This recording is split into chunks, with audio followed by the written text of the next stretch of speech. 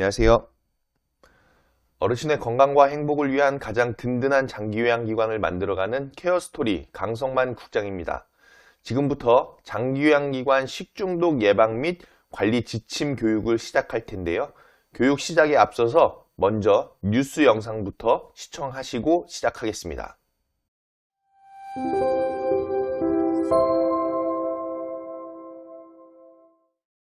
올여름 안산 사립유치원에서 발생한 집단 식중독 사건을 수사 중인 경찰이 원장 등 유치원 관계자들을 구속 수사하기로 했습니다. 경기 안산 상록경찰서는 오늘 업무상 과실치상 등의 혐의로 유치원 원장 A씨 등 3명에 대한 구속영장을 신청했습니다. A씨 등은 유치원에서 원생들에게 급식을 제공하면서 식자재 관리를 제대로 하지 않아 집단 식중독 사태를 유발해 원생과 가족 등 97명에 상해를 입힌 혐의를 받고 있습니다. A씨 등은 또 당국의 역학조사를 앞두고 보존식 미보관 사실을 숨기기 위해 보존식을 당일 새로 만들어 채워 넣어 역학조사를 방해한 혐의도 함께 받고 있습니다. 방금 보신 뉴스의 내용은 안산 어린이집에서 발생한 식중독 사고로 인해서 원장님이 구속됐다는 뉴스 내용이죠. 자, 특히나 장기요양기관에서 식중독이 발생하게 되면 더욱 위험한 상황에 처해집니다. 어르신들께서는 노인성 질병을 갖고 계시기 때문에 식중독이 발생하게 되면 어르신들께서 생명을 잃을 수도 있는 상황에 처해질 수 있는 거죠.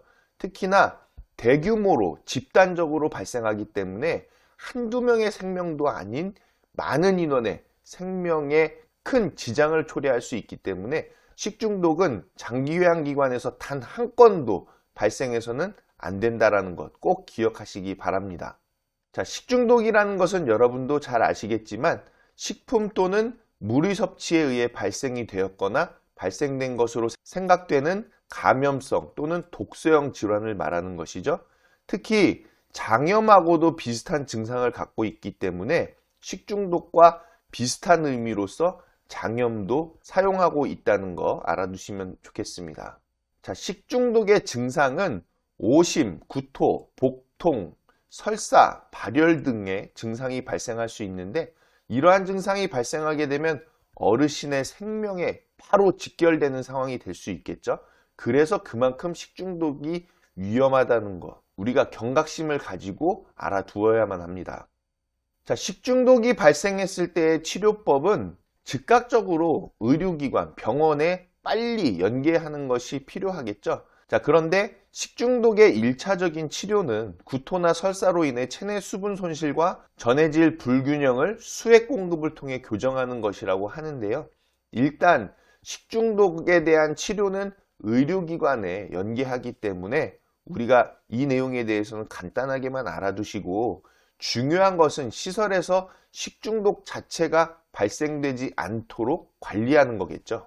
그렇기 때문에 무엇보다도 식중독을 예방하는 것이 가장 필요한 부분인데요. 기온이 상승하는 계절에는 식중독이 급증할 수 있기 때문에 장기요양기관에서는 음식물을 취급, 조리할 때에는 각별히 주의해 주셔야 하는데요. 겨울철이라 하더라도 식중독이 발생할 수 있는 충분한 환경이 마련되어져 있기 때문에 이제는 계절에 상관없이 사계절 내내 식중독이 발생할 수 있다는 경각심을 가지고 식중독을 예방할 수 있도록 철저히 관리해 주셔야만 합니다. 자, 먼저는 손을 깨끗이 씻는 것은 당연한 것이 되겠죠. 화장실을 다녀온 후나 신체 부위를 만지고 또는 긁는 경우, 서비스 제공 전후 등에는 반드시 손을 씻고 조리 전후에는 비누 거품을 충분히 내어서 손과 팔, 손가락 사이, 손톱 밑까지 깨끗이 씻도록 합니다. 자, 그리고 모든 음식물은 익혀서 먹고 물은 반드시 끓여 먹어야 한다는 거 알고 계시죠?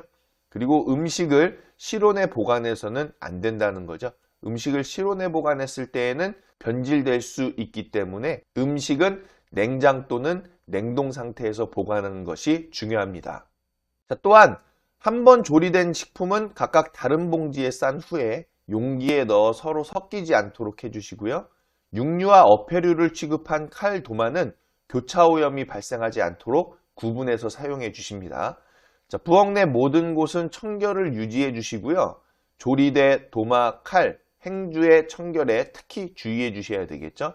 요양원과 주간보호시설에서는 나름식 절대는 피해야만 합니다. 또 손에 상처가 났을 때는 육류나 어패류는 만지지 않아야 한다는 거 꼭 기억하셔야 되겠죠.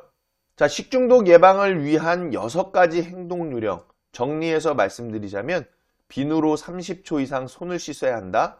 또 식재료별 칼, 도마는 따로 구분해서 사용하셔야 되겠고 음식은 속까지 익혀서 먹어야 한다는 거. 조리기구 식재료는 깨끗이 세척, 소독해서 사용해 주셔야 되겠고 물은 반드시 끓여 먹는다.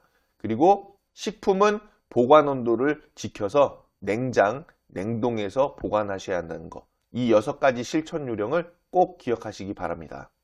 자, 식중독 예방을 위한 3대 원칙. 물은 끓여서 먹을 것, 손은 깨끗이 씻어줄 것, 그리고 음식물은 익혀서 먹어야 한다는 거 반드시 기억하셔야 되겠죠?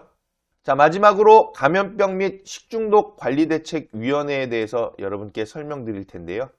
우리 장교양기관에서는 감염병 및 식중독관리대책위원회를 조직하고 감염병과 식중독 예방을 위한 활동, 예방법, 대응책 등을 마련해야 합니다. 감염병 및 식중독관리대책위원회 위원장은요, 시설장님으로 선임해 주시면 되겠고, 위원은 종사자분들 중에서 총 3명 이상으로 구성해 주시면 되겠습니다.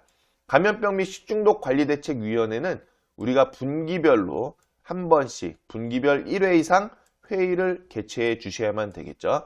특별히 시설에서는 시설 종사자분들을 대상으로 식중독 예방 지침을 토대로 정기적으로 교육을 실시해서 식중독을 예방해 주셔야 되겠고 신규 채용 시에도 반드시 위생관리 교육을 실시해서 식중독을 사전에 완벽하게 차단할 수 있도록 노력해 주시기를 부탁드리겠습니다. 자, 여기까지 식중독 예방에 관한 내용들을 살펴보셨는데요. 여러분께 확실하게 말씀드릴 수 있는 것은 식중독은 충분히 예방할 수 있는 사안입니다. 기관에서 식중독이 발생하게 되면 어르신의 생명에 위협을 받을 수 있다는 거 유념하셔야 되겠죠.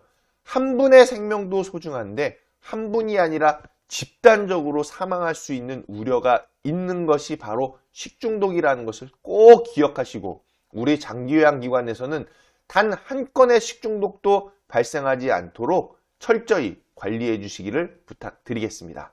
시청해 주셔서 감사합니다.